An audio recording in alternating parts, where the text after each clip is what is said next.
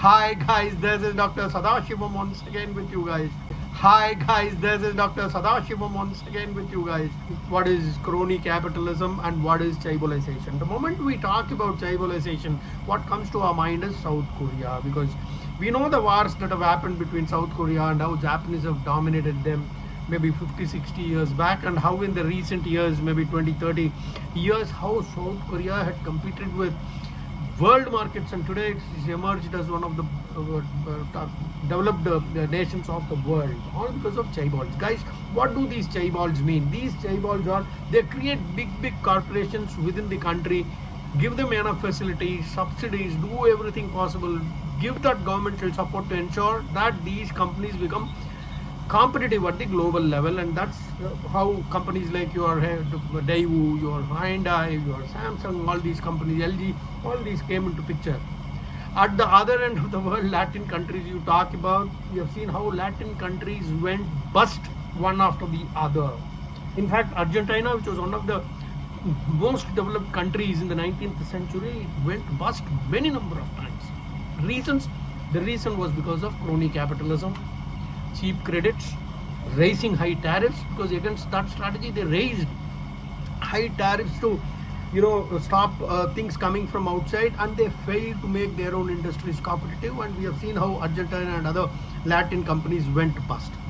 Now coming back to the subject, what has that got to do with India? Is India going the Latin America where are India going the chaebolisation way? A mix of both is what we can say, because when you talk about your PLIs, production linked incentive schemes given to around 14-15 sectors, very important question in the IAS. And then the government at the same time they are raising tariffs also the Latin America way. Like for example, they raised tariffs on steel recently, on clocks, on textiles also in some cases, even kite making, for example, they did that. So they follow a mix of both of these. A lot of people are saying that the government is giving undue support to Ambani's and Adani's. Let's look at few examples, guys. Adani, at one point of time, they went and purchased a coal mine in Australia for more than $16 billion. They cannot do that without taking big risks, because they didn't look for any support. They actually fought themselves because they invested money in Australia, guys. The whole world said that if you are unable to sell coal at less than $103 per ton, you will not be able to make profits, because the whole world, because of these climate changes and all that, if the use of coal is getting reduced. But today the same coal mine is selling coal for 140 rupees, $140 per ton. Adani has proved everybody wrong. And also look at the way how he has developed the Mundra port.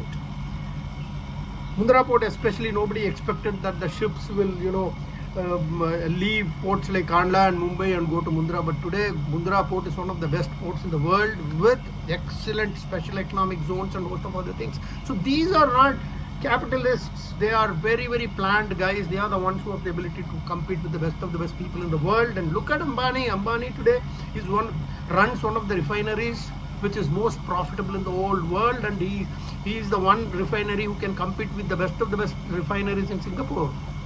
Not just that, telecom services, Jio is one company that provides the cheapest telecom services anywhere in the world. So these guys are extremely competitive, guys.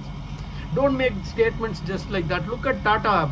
Tata is running the steel plants in UK, their Land, your Jaguar and Rover. These companies are going to be one of the best in the electrical car category. Look at Bajaj.